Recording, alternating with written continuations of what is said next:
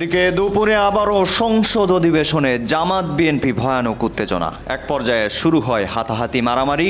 সংসদ বয়কট করল জামাত এনসিপি নেতাকর্মীরা। শুরু হলো জামাত বিএনপি যুদ্ধ। বড় কিছু ঘটতে পারে সারা দেশে, রেড অ্যালার্ট জারি। আইন শৃঙ্খলা রক্ষাকারী বাহিনী সহ সরাসরি যাচ্ছি প্রতিনিধি মাহফুজ নান্টুর কাছে। আমরা এখন দেখতে পাচ্ছি সংসদ বয়কট করে জামাত এনসিপি নেতা কর্মীরা সংসদ থেকে ওয়াকআউট করে বের হয়ে যাচ্ছেন। তারা আর সংসদে হয়তো ফিরবেন না। রীতিমতো গত কয়েকদিন ধরে জামাত এনসিপি এবং বিএনপির সম্পর্কের মধ্যে টানাপোড়েন চলছিল। বিভিন্ন দিক দিয়ে জামাত এনসিপিকে বিএনপি পচানোর চেষ্টা করছিল। তারই প্রেক্ষিতে আজকে কিন্তু ভয়াবহ হাতাহাতি ঘটেছে সংসদের মধ্যে। রীতিমতো সংসদ থেকে আজকে জামাত এনসিপি এবং বিএনপির মধ্যে একটা মারামারির মতো কাহিনী ঘটে। মাননীয় স্বরাষ্ট্রমন্ত্রী কিছুই যায়নি রেকর্ডে, আপনি বসেন দয়া করে। Let us start our business. মাননীয় স্বরাষ্ট্রমন্ত্রী, আপনার কোনো কথাই শুনতে পাচ্ছি না, আপনি বসেন। আমি মনে করি দর্শক এতক্ষণ দেখছিলেন সংবাদের শিরোনাম, এবার আপনাদের একটু বিস্তারিত জানিয়ে দেব। দর্শক, সংসদ অধিবেশনে ভয়ানক মারামারি। জামাত, বিএনপি এবং এনসিপি এই তিনটা দল এখন ভয়ানক পরিস্থিতিতে পড়েছে। দর্শক, সংসদ অধিবেশনের ভিডিও দেখলে মনে হয় না এটা সংসদ অধিবেশন, মনে হয় মাছ বাজারের থেকেও খারাপ অবস্থা। দর্শক, সংসদের প্রতিটা মিনিট চলতে পরিচালনা করতে সংসদের রাষ্ট্রীয় টাকা খরচ হয় প্রায় 40 থেকে 50 হাজার টাকা। দর্শক, সেই টাকাগুলো এভাবে কি উড়ানো ঠিক হচ্ছে? যদিও জাতির উদ্দেশ্যে কাজ করা হচ্ছে, তবে এইভাবে কি সংসদ চলতে পারে? আপনারা একটু মতামতে জানাবেন। দর্শক, দুপুরের পর আবারও সংসদ ওয়াকআউট করেছে জামাত এনসিপি। রীতিমতো বিএনপির বিরুদ্ধে আজ থেকে যুদ্ধ শুরু করলো তারা। কথা বাড়াচ্ছি না, চলুন একটু বিস্তারিত দেখে আসি। তবে বিএনপিরও এখানে কিছু ভুল আছে। বিএনপির একজন নেতা মনিরুল ইসলাম, একজন মুরব্বী মানুষ, সেই ইসলামকে কটাক্ষ করে মহিলা এমপি যারা আছে তাদের হিজাবকে কটাক্ষ করে ইসলামকে অপমান করেছে। এই কথা যখন জামাত প্রতিবাদ করে তখনই জামাত খারাপ হয়ে যায়। দর্শক, কথা বাড়াচ্ছি না, চলুন বিস্তারিত একটু দেখে আসি। আশা করি সঙ্গেই থাকবেন। মাননীয় স্বরাষ্ট্রমন্ত্রী কিছুই যায়নি রেকর্ডে, আপনি বসেন দয়া করে। Let us start our business. মাননীয় স্বরাষ্ট্রমন্ত্রী, আপনার কোনো কথাই শুনতে পাচ্ছি না। ছিল স্পিকার, বিরতির ঠিক আগে সরকার দলীয় মাননীয় একজন সংসদ সদস্যের বক্তব্যকে ঘিরে যেই অনাকাঙ্ক্ষিত পরিবেশ এবং বিশৃঙ্খল পরিস্থিতি এখানে তৈরি হলো, যদিও আপনি তার বক্তব্যের সেই অংশটুকুকে এক্সপান্স করেছেন, এই জন্য আপনাকে ধন্যবাদ জানাই। কিন্তু এই বিষয়ে আমাদের বক্তব্য আছে। আপনার কাছে অনুরোধ যে আমাকে 2 মিনিট সুযোগ দেওয়ার জন্য। মাননীয় সংসদ সদস্য উনি বিভিন্ন সময় বক্তব্য দেন, আমরা মনোযোগ দিয়ে ওনার কথা শুনি। ওনার বক্তব্যে সূক্ষ্ম রসবোধ, ইতিহাস চেতনা সবকিছুই আমরা গভীরভাবে। মাননীয় সদস্য, আপনি কি কথা বলতে চাচ্ছেন? জি মাননীয় স্পিকার।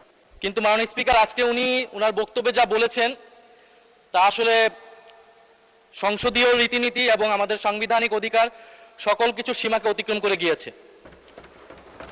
উনি ওনার বক্তব্যে প্রথমত সংসদের বিরোধী দলীয় উপনেতা ওনার স্ত্রীকে নিয়ে উনি কটাক্ষ করেছেন। মাননীয় স্পিকার, ওনার সাথে ওনার ব্যক্তিগত সম্পর্ক থাকতে পারে, ব্যক্তিগত ইতিহাস থাকতে পারে, কিন্তু সেটাকে সংসদে এনে যেভাবে কটাক্ষ করা হলো মাননীয় স্পিকার, এটা অমার্জনীয় অপরাধ বলে আমরা মনে করছি। দ্বিতীয়ত, উনি বিরোধী দলের মহিলা এমপিদের, আমাদের নারী সংসদ সদস্যদের তাদের পোশাক নিয়ে যে ধরনের কথা বললেন, তাদের ধর্মীয় স্বাধীনতাকে হরণ করার সম্পর্কিত যে ধরনের বক্তব্য দিলেন, এটাও মাননীয় স্পিকার আমরা মনে করি একটা অমার্জনীয় অপরাধ। প্রত্যেকটা ব্যক্তির গণতান্ত্রিক রাষ্ট্রে তার ধর্মীয় স্বাধীনতা রয়েছে, পোশাকের স্বাধীনতা রয়েছে। উনি একজন সংসদ সদস্য হিসেবে সেই স্বাধীনতাকে লঙ্ঘন করে এই ধরনের হীন বক্তব্য দিয়েছেন, ওনার হীন মানসিকতার পরিচয় পেয়েছে। এবং আমরা মনে করি উনি ওনার বক্তব্যে একটি বর্ণবাদী আচরণ মাননীয় স্পিকার বহিঃপ্রকাশ পেয়েছে ওনার বক্তব্যের মাধ্যমে। ফলে আমরা আশা করব ভবিষ্যতে এই ধরনের বক্তব্য আমরা কোনো সংসদ সদস্যের কাছ থেকে যাতে এই ধরনের বক্তব্য মহান এই জাতীয় সংসদে আর উচ্চারিত না হয়। এখন পর্দা আড়াল থেকে নেমে পড়েছেন, এটা ভালো। বেপর্দা হওয়া, বেনাকাব হওয়া কোনো কোনো ক্ষেত্রে খারাপ, তবে এই ক্ষেত্রে ভালো হয়েছে যে মানুষ জানতে পেরেছে। তিনি যে সমস্ত অভিযোগ আনলেন যে কোনো একটা দলের দিকে ইঙ্গিত করে, একেবারে নাম বলে দিলেই পারতেন জামাত ইসলামী। তিনি বলছেন যে মাঝে মাঝে নেকাব খুলা ভালো, এটাও খুলে দিতেন, এখানে নেকাব রাখলেন কেন উনি? যে এখান থেকে 700 টাকার একটা কি জানি 700 কোটি টাকার লোন কে নিয়েছে, এটা কোনো একটা দলের নির্বাচনী ফান্ডে ফান্ডিং করা হয়েছে। আমি এটা পরিষ্কার জানতে চাই, উনি জামাতকে এটার দ্বারা মিন করেছেন কিনা। আপনারা ব্যাংকের মালিক না, জামাত ইসলাম ব্যাংকের মালিক না, আবার বলছে ইসলামের উপর হাত দিবেন না। কদিন আগে জামাত ইসলামের এক বন্ধু, আমি নাম নিলে আবার এখানে 74 দাঁড়াতে পারেন, সেজন্য 2 জন এমপি ছিলেন, আরেকজন পরাজিত এমপি ছিলেন, আরেকজন নেতা ছিলেন, বক্তৃতা দিচ্ছে ইসলামের উপর হাত দিবেন না। মাননীয় স্পিকার, ইসলামী ব্যাংক ইসলাম নয়, আমাদের জনাব মির্জা ফখরুল ইসলামও ইসলাম নয়, জামাতে ইসলামও ইসলাম নয়। সুতরাং সবকিছুতে ইসলামের উপরে হাত দিবেন না দোহাই দেওয়া কিন্তু ঠিক নয়। মাননীয় স্পিকার, আমি এবার পয়েন্ট টু পয়েন্ট আসি। এখন একবার যে ব্যাংক আজান দিয়ে তকবীরে লিল্লাহ দিয়ে দখল করা হলো, সেই ব্যাংকের দখলটা বেদখল হয়ে যাবে, এই যাতনা তো আমরা বুঝি মাননীয় স্পিকার। সুতরাং যারা পর্দার আড়ালে থেকে গ্রাহক বলে রাস্তায় আন্দোলন করছে, ভিডিওটা দেখেন, তাদের রাজনৈতিক পরিচয়। আমাদের মধ্যে অনেকে তো গ্রাহক আছে, গ্রাহককে বলে দিয়ে হচ্ছে বলেন বলেন আপনার অ্যাকাউন্ট আছে, বলে যে আচ্ছা ঠিক আছে, কত কয় 2-3 লাখ টাকা আছে, পিছন থেকে খোঁচা দিয়ে বলছে বলেন 7-8 লাখ টাকা আছে, বলেছে, এটা রেকর্ড ভিডিও। তারা গ্রাহক হচ্ছে সেই রকম গ্রাহক। এখন পর্দার আড়াল থেকে নেমে পড়েছেন, এটা ভালো। বেপর্দা হওয়া, বেনাকাব হওয়া কোনো কোনো ক্ষেত্রে খারাপ, তবে এই ক্ষেত্রে ভালো হয়েছে যে মানুষ জানতে পেরেছে। তিনি যে সমস্ত অভিযোগ আনলেন, যে কোনো একটা দলের দিকে ইঙ্গিত করে, একেবারে নাম বলে দিলেই পারতেন জামাত ইসলামী। তিনি বলছেন যে মাঝে মাঝে নেকাব খুলা ভালো, এটা খুলে দিতেন। এখানে নেকাব রাখলেন কেন উনি? যে এখান থেকে 700 টাকার একটা কি জানি 700 কোটি টাকার লোন কে নিয়েছে, এটা কোনো একটা দলের নির্বাচনী ফান্ডে ফান্ডিং করা হয়েছে। আমি এটা পরিষ্কার জানতে চাই, উনি জামাতকে এটার দ্বারা মিন করেছেন কিনা। যদি উনি মিন করে থাকেন, I am taking absolute challenge. তিনি এটা প্রমাণ করতে পারলে আমি তাকে একটা মেডেল দিব পার্সোনালি। এরপরে কার ছেলে কার নাতি কোন কোম্পানি, শুধু ইসলামিক ব্যাংক না, যে কোনো ব্যাংক থেকে চুরি ডাকাতি অসততার মাধ্যমে কিছু নিয়ে যদি আত্মসাৎ করে থাকে, তার ব্যাপারে অবশ্যই তদন্ত করে স্টার্ন অ্যাকশন দেশের বিদ্যমান আইনে নেওয়া উচিত। এটা আমি শফিকুর রহমান হলে আমাকেও যেন স্পেয়ার করা না হয়। ভোটের আগে 10,000 টাকা করে অনেক নারীকে দেয়া হয়েছে। লাইনে আমার এক ভোটার জিজ্ঞেস করছে, আমার এক কর্মী, মা আপনি কোথায় দিবেন? বলছে যে বাবা, বলছে কোরআনের দল না দিলে তো জান্নাতে যাওয়া যাবে না। 10,000 টাকাও দিয়েছে, বলেছে এটা মাফ হয়ে যাবে, আরো 10,000 টাকা পাবো। এইভাবে মাননীয় স্পিকার মুনাস হিসাবে দাঁড়িপাল্লায় ভোট দিলে জান্নাত পাওয়ার নিশ্চয়তাও দিয়েছে। এই আরডিএস প্রকল্পের মধ্যে কত হাজার কোটি টাকা ডিস্ট্রিবিউট হয়েছে জানেন? 22,000 কোটি টাকা ডিস্ট্রিবিউট হয়েছে। 11,000 কোটি টাকা আগে দেওয়া হয়েছিল। এই 5ই আগস্ট 2024 পরে নির্বাচনের এই বৈতরণী পার হওয়ার জন্য আরো 11,000 কোটি টাকা দেওয়া হয়েছে, এর কোনো হদিশ নেই। তবে একজন নারী ভোটারের কথা তো বললাম, ভোটের আগে আমরা প্রায় সময় দেখছি মাননীয় স্পিকার, আমরা তো লেজিটিমেট গভর্নমেন্ট, ভোট টুট পেয়ে জনগণ আমাদেরকে এখানে বসিয়েছে, কিন্তু ইলেকশনের দিন পর্যন্ত আমরা একটা ফেসবুক গভর্নমেন্ট দেখেছিলাম মাননীয় স্পিকার, প্রচারণার মাধ্যমে। তা আমরা এখনো মনে করছি বিরোধী দলের ভূমিকা পালন করুক, তারা স্ট্রাগল করবে সরকারি দলে আসার জন্য, নির্বাচিত হয়ে মেজরিটি পাওয়ার জন্য। কিন্তু বারে বারে এইভাবে প্রচারণা, পর্দার আড়ালে প্রচারণা, পর্দার ভিতরে প্রচারণা ইত্যাদি চালিয়ে মানুষকে বিভ্রান্ত করে মাননীয় স্পিকার আমরা বোধহয় খুব বেশি এগোতে পারবো না। মাননীয় সংসদ সদস্য এবং স্বরাষ্ট্রমন্ত্রী খুব চমৎকার চমৎকার কিছু কথা বলেছেন, এগুলো একটু স্মরণ করতে চাই। উনি বলেছেন যে share holder is share holder. সে কিভাবে শেয়ার হোল্ডার হয়েছে এটা পরে দেখা যাবে। এটা পরে কেন? এটা তো আগেই এক্সপোজ হয়ে গেছে। সারা দুনিয়া জানে, উনি জানেন না। উনার মতো একজন বিজ্ঞ মানুষ, আমি এটা বিশ্বাস করি না। এই ব্যাংক থেকে উনি একা নিয়েছেন তার নিজের নামেই 82,000 কোটি টাকা, আর তার সমুদয় আমাদের এই সংসদটিকে কেউ বলে থাকেন জুলাইয়ের সংসদ, কেউ বলেন এটি গুম, আয়নাঘর, নির্বাসন থেকে ফিরে আসা মানুষদের সংসদ। আমি গর্বিত এই সংসদের অংশ হতে পেরে। একই সাথে আমাদেরকে আরো একটি জিনিস বিব্রত করে যে এই সংসদে এমন 11 জন ঋণ খেলাপি আছেন একই দল থেকে, যাদেরকে দেখলে এখন মনে হচ্ছে যে এই ঋণ খেলাপির পরিমাণটা আমাদের জন্য একটি বোঝা। আমি যদি আপনাকে সংখ্যাটি বলি, এই বাজেটে ঋণ খেলাপির আমাদের মোট পরিমাণ 6,44,000 কোটি এবং করের পরিমাণ 6,95,000 কোটি।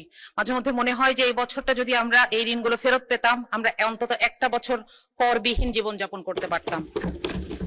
মাননীয় স্পিকার, এই ঋণের এই যে রাজস্ব আদায়ের লক্ষ্য, এটা আদায়ে এনবিআর 30 বার ব্যর্থ হয়েছে। তারপরও আমরা এবার একটি অবাস্তব প্ল্যান এনবিআর এর উপর চাপিয়ে দিয়েছি, যেটার কোনো ইনফ্রাস্ট্রাকচার এনবিআর এর নাই।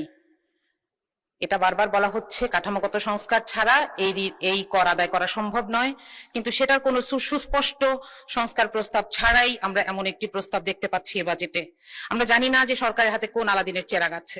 মাননীয় স্পিকার, আমাদের বাজেটের স্লোগানে আছে অর্থনৈতিক গণতন্ত্রায়ন। আমি জানি না যে এই কারণেই কিনা বাংলাদেশের সবচাইতে বড় ব্যাংকটিকে এবং সবচাইতে বিখ্যাত সেবামূলক হাসপাতালটিকে খুব দুঃখজনকভাবে একটি বিপর্যয়ের শিকার হতে হচ্ছে। এর কারণ হচ্ছে রাজনৈতিক কুধারণা। আমি বলবো এটি রাজনৈতিক কুধারণা, কারণ এগুলোকে আর্থিক প্রতিষ্ঠান হিসেবে না দেখে সরকার বিরোধী দলের প্রতিষ্ঠান হিসেবে দেখছে, যেটি সুস্পষ্ট অসত্য। মাননীয় স্পিকার, গতকাল আমি একটি ফোন কল পেয়েছি। একজন মা আমাকে ফোন করেছেন, উনি সম্ভবত কোথাও থেকে আমার নাম্বার পেয়েছেন। উনি কাঁদছিলেন, উনি বেসরকারি চাকরি করেন। তিনি বলছিলেন যে আপা, আপনি সংসদে একটু বলবেন যে প্রধানমন্ত্রীকে আমরাও ভোট দিয়েছি, কিন্তু আমাদের জন্য তো কোনো নির্দেশনা নাই। আমি নিজেও এখানে আসার আগে একটি বেসরকারি চাকরিতে ছিলাম। আমরা জানি কি অমানবিক আচরণ এই বেসরকারি চাকুরিদের সাথে করা হয়। তাদের জন্য এখানে কোনো নির্দেশনা নাই। আমি আশা করব যে সরকারি পে স্কেলের পাশাপাশি বেসরকারি পে স্কেলের ব্যাপারেও কিছু নির্দেশনা আসুক। এটার অভাবেই সরকারি চাকরিতে চান্স পাওয়ার জন্য এই ঘুষ বাণিজ্য, নিয়োগ বাণিজ্য হয়ে থাকে। মাননীয় স্পিকার, আমরা এখানে একটি দুঃখজনক কথা বলতে চাই, সেটা হচ্ছে আমাদের প্রধানমন্ত্রী, আমাদের সবার প্রধানমন্ত্রী, বাংলাদেশের প্রধানমন্ত্রী, তিনি যখন একটি এআই জেনারেটেড ছবি দিয়ে একটি বিবৃতি দেন, তখন আমরা জাতি হিসেবে বিব্রত হই। আমি আপনাকে অনুরোধ করব, আপনার মাধ্যমে প্রধানমন্ত্রীকে অনুরোধ করব এই ব্যাপারে তাকে যারা ইনফরমেশন দেন তাদের সাথে এই ব্যাপারটি ক্লিয়ার করে নেওয়ার জন্য। মাননীয় স্পিকার, আমি একটু শিক্ষা বাজেট নিয়ে বলতে চাই। আমি একজন শিক্ষক, সেই জায়গা থেকে আমি একটু শিক্ষা বাজেটের ব্যাপারে কথা বলতে চাই। প্রথমত, এখানে 5% একটি কথা বলা হয়েছে যে এটি ধীরে ধীরে অর্জন করার চেষ্টা করা হবে, কিন্তু এটার কোনো টাইম বাউন্ড রোডম্যাপ নাই। দ্বিতীয়ত, আমাদের সমস্যা কিন্তু বরাদ্দে নয়, আমাদের সমস্যা হচ্ছে সক্ষমতায়। আমরা গত বছরের সম্পূরক বাজেট দেখছি, যেখানে 100 টাকা বরাদ্দ ছিল, আমরা হয়তো 97 টাকা খরচ করতে পেরেছি, কিন্তু তারপরেও আমরা আগামী বছর কেন 110 টাকা খরচ করার পরিকল্পনা নিয়েছি, এটা আমার কাছে পরিষ্কার নয়। এখানে কিছু ভুতুরে বরাদ্দ আছে। শিক্ষা মন্ত্রণালয়ের 3টি অংশ মিলে যে বাজেট, সেখানে 14,000 কোটি টাকা বাড়তি চাওয়া হয়েছে। আমরা জানি না এই গ্যাপটা কি দিয়ে পূরণ হবে, অর্থাৎ এই টাকাটি কোথায় খরচ হবে। বাংলাদেশে কওমি শিক্ষার মতন একটি ঐতিহ্যবাহী ধারা নিয়ে বাজেটে কোনো নির্দেশনা নাই। মাননীয় স্পিকার, এই যে বিভিন্ন ধরনের বিভিন্ন ডিসিপ্লিন আছে আমাদের দেশে, সেগুলোর ব্যাপারে সুনির্দিষ্ট নির্দেশনা দরকার বা পলিসি দরকার। যেমন আমাদের বিশ্ববিদ্যালয়গুলোকে বলা দরকার তারা যেন। তো দর্শক, দেখছিলেন খুব গুরুত্বপূর্ণ প্রতিবেদন। এতক্ষণ আমাদের সাথে থাকার জন্য, দেখার জন্য সবাইকে ধন্যবাদ জানাচ্ছি। ধন্যবাদ জানাচ্ছি আপনাকে, এতক্ষণ আমাদের সাথে ছিলেন। দর্শক, এখন এই বিষয়ে আপনাদের মতামতকে একটু কমেন্টে জানাবেন। আশা করি সম্পূর্ণ নিউজ এবং সম্পূর্ণ প্রতিবেদন দেখেছেন। তাহলে এখন এই বিষয়ে আপনাদের মতামত জানতে চাইব। আর হ্যাঁ, পরবর্তীতে থেকে গুরুত্বপূর্ণ কিছু নিউজ আসতেছে, যেটা এই ভিডিওতে আপনাদের দেখানোর কথা ছিল, তবে সময় সংক্ষেপের কারণে দেখাতে পারিনি, এজন্য ক্ষমা চেয়ে নিচ্ছি। তো সেগুলো আরও গুরুত্বপূর্ণ, সেগুলো দেখতে অবশ্যই চ্যানেলটি সাবস্ক্রাইব করে রাখুন এবং পাশে রাখা বেল আইকনটি অবশ্যই বাজিয়ে দিন। তো দর্শক, একটি কমেন্ট করে সামাজিক কাজে লেগে পড়ুন। সেই সামাজিক কাজটা হলো ভিডিওটি শেয়ার করে দিন। তো দর্শক, ভালো থাকুন, সুস্থ থাকুন, দেখা হচ্ছে খুব দ্রুত। আল্লাহ হাফেজ।